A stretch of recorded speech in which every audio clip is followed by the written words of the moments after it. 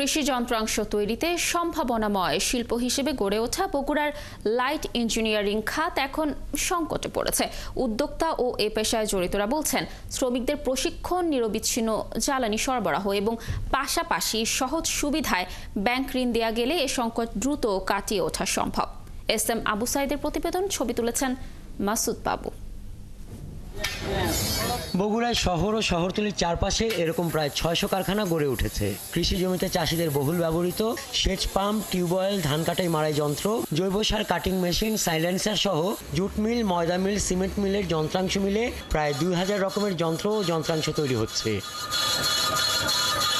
এসব কারখানায় কাজ করে ২৮ থেকে ৩০ হাজার কারিগর ও শ্রমিক। একসময় বিদেশ থেকে চড়া দামে যেসব যন্ত্রাংশ কিনতে হতো তা বগুড়ায় তৈরি করে আঞ্চলিকভাবে বাজারজাত করে ওয়ার্কশপগুলো।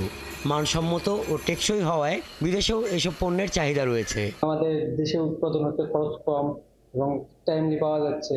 এখানে মেশিনারি বেশ কিছু জিনিস তৈরি হয়, আপনার জুট মিল, ওয়েল মিল, ময়দার মিলের। সরকারের একটু অনুদান করতে হবে, নজর দিতে হবে, মালিকদের সাথে পরামর্শ করে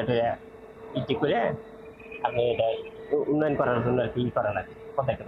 চায়নাগুলো টেকসই এর চেয়ে বেশি করে, কিন্তু কম্পেয়ার যদি করা হয় তাহলে বগুড়াতে তৈরিগুলোই বেশি সাশ্রয়ী হয়। কিন্তু করোনা, ইউক্রেন যুদ্ধের অর্থনৈতিক মন্দার পর থেকে গ্যাস, বিদ্যুৎ ও জ্বালানির দামের সাথে বেড়েছে লোহা, ক্র্যাফট সহ বিভিন্ন কাঁচামালের দাম। সেই হিসেবে দাম বাড়েনি এই শিল্পে উৎপাদিত পণ্যের। কোভিডের পরে একটু ব্যবসা খারাপ হয়েছিল, আমরা মনে করেছিলাম যে এটা ঠিক হয়ে যাবে। কোভিডের পরপরই কিন্তু ইউক্রেন ওয়ারটা শুরু হয়।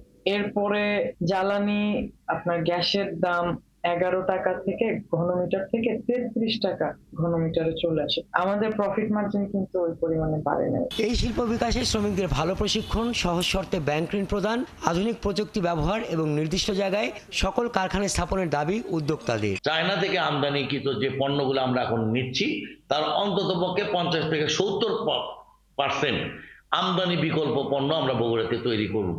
দেশীয় শিল্পটাকে টিকে রাখার জন্য, টিকে রাখার স্বার্থে আমি ব্যক্তিগত আমার মতামত যে এটি আমাদের আরো আন্তরিক হয়ে তাদের পাশে থাকাটা আমাদের সংশ্লিষ্ট সকল সরকারি দপ্তরের দায়িত্ব। বগুড়ায় 90-এর দশকে হাতে গোনা 2-1টি কামারশালায় সেচ পাম্পের ছোট ছোট যন্ত্রাংশ দিয়ে লাইট ইঞ্জিনিয়ারিং শিল্পের শুরু।